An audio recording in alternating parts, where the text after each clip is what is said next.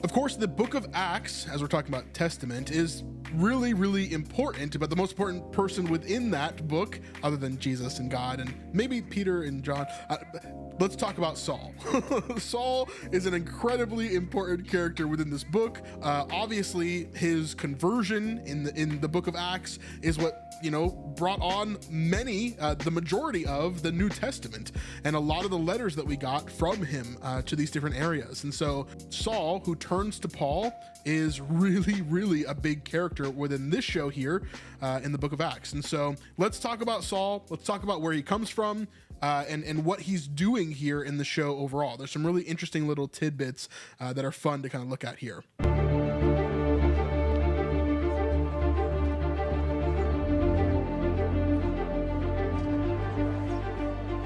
Here comes trouble.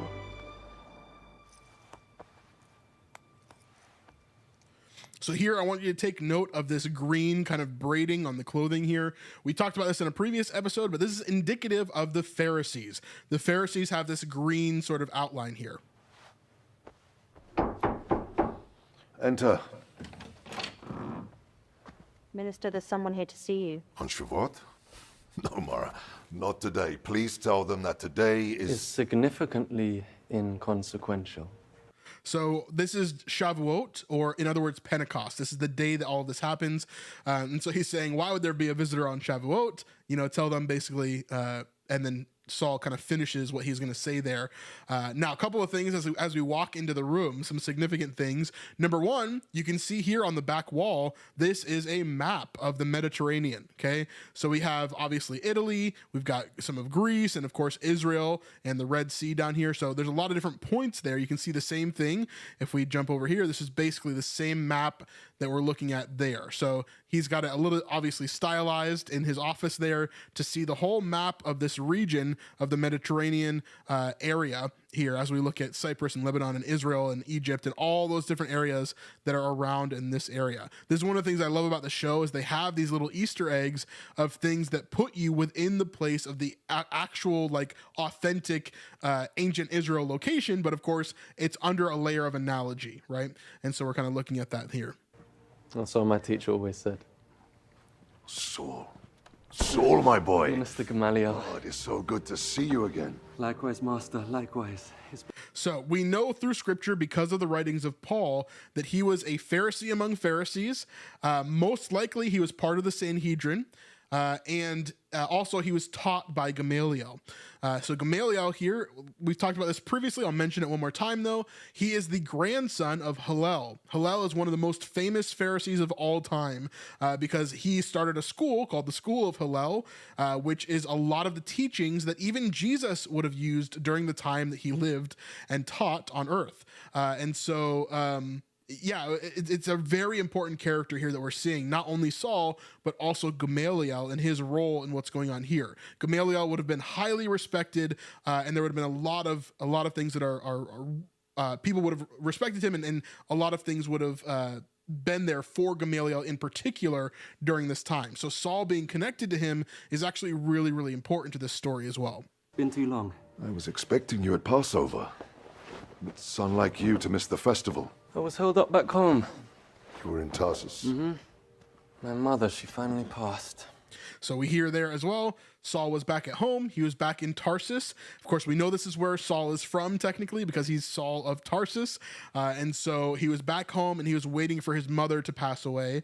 And then she did pass away. Now, this isn't biblical. We don't really know this, but it gives us a great reason to bring in Saul here rather than earlier on. Because if he was gone for several months before the crucifixion of Jesus, he wouldn't have been there for the huge buildup of this trial and crucifixion and everything that happened, right? He would have missed the triumphal entry. He would have missed everything else. So to him, Jesus might have been sort of like a smaller preacher that wasn't really significant in any way.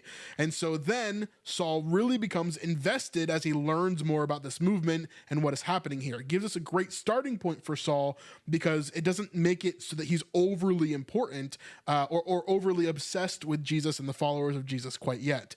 But of course, that's going to happen as he gets into this first arc of his character. I am so sorry, my dear boy.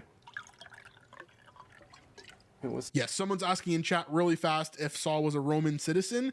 He was a dual citizen. So he was obviously Jewish, but he was also a Roman citizen. Yes, we learned this because Saul gives his citizenship to someone later on when they basically ask, hey, are you a citizen of Rome? And he's able to get out of some punishments because of that. time. An end to suffering.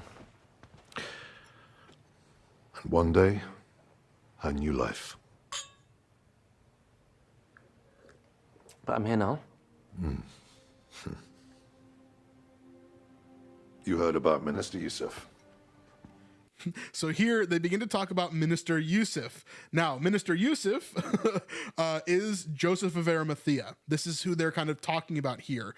This is kind of an undercover way to talk about him within this show. Of course, we really only know him as Joseph of Arimathea, but the people that knew him day to day would have called him Yusuf from day to day, which is why in The Chosen, we also have Joseph of Arimathea being Yusuf in that show as well. I did. The mysterious disappearing act. So for some reason in the show, Yusuf has gone missing. And we know why, right? At least in the show, it's because he helped to bury Jesus. And in fact, he used his own tomb to do so, or a tomb that he owned.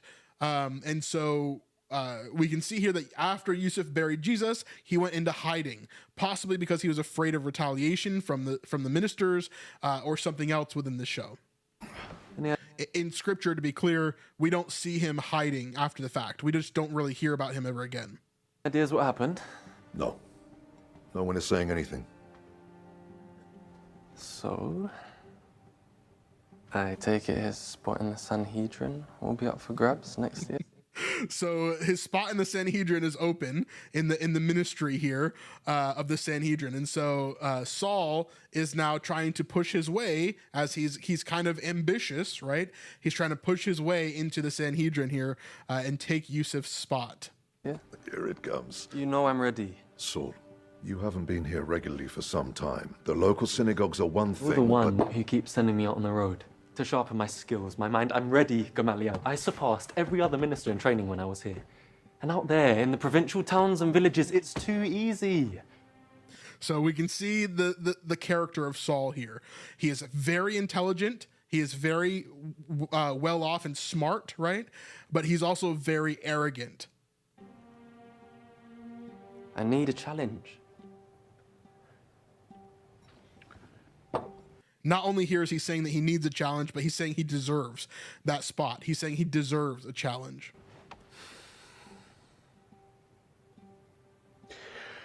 you'd be up against the High Minister's man. As you know, he's been preparing him for years. You mean? Yes. Yes, I'll meet with necessary members of the party and we can go from there. As long as you can prove you're as sharp as you indeed claim. A friendly game for old time's sake. Compete against the great Gamaliel, whose mastery of the law is second to none. That's what they say.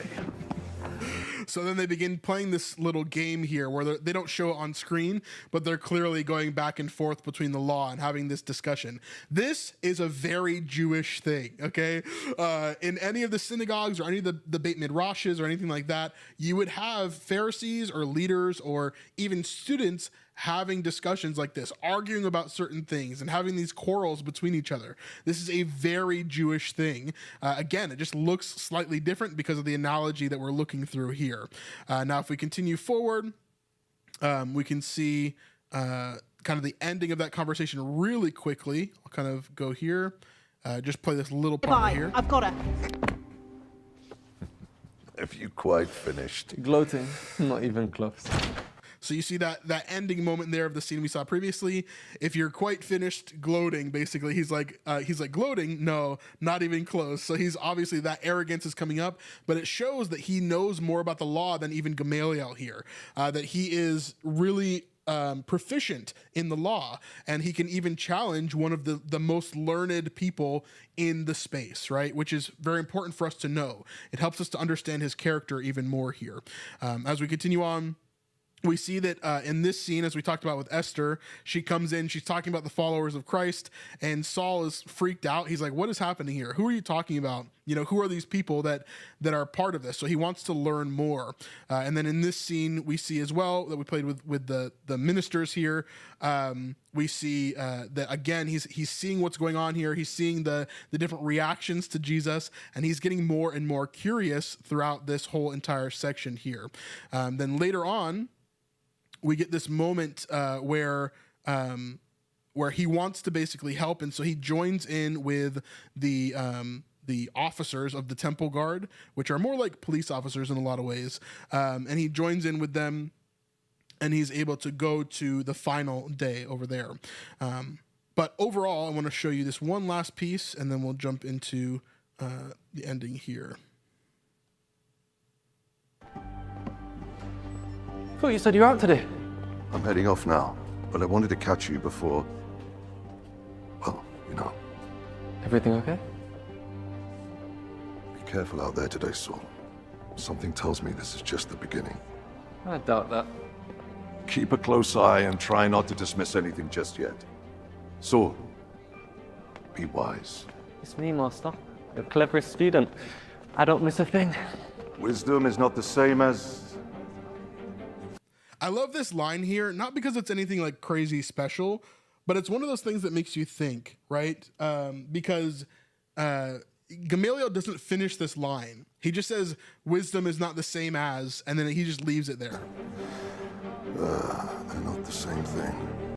They're not the same thing. So what is that connecting to? It's what Saul just said there a second ago, if we go back. Just yet. Saul, be wise. Saul, be wise. It's me, Master. Your cleverest student. And that's such a UK phrasing too. I love it. It's me, Master. I'm your cleverest student, right? What is he putting there? He's putting his intellect above his wisdom, right? He's saying, I am the cleverest of your students. I'm the cleverest person. How could I get anything wrong here? But Gamaliel is not asking him to be intellectually smart. He's asking him to be wise. And so I think Saul is missing some of those pieces. He doesn't know how to be wise quite yet, which is, it's interesting to see. So that gives us kind of an overview of where Saul is in this journey so far. Of course, we're going to get a lot more of him within the series overall. I'm really looking forward to diving into some scripture when it comes to Saul. And of course, his conversion that's going to happen probably in future seasons, and different things that happen with that. At this point, Saul is such a baby within the storyline, right? He's not even persecuting Christians yet. He doesn't even really know what Christians are quite yet.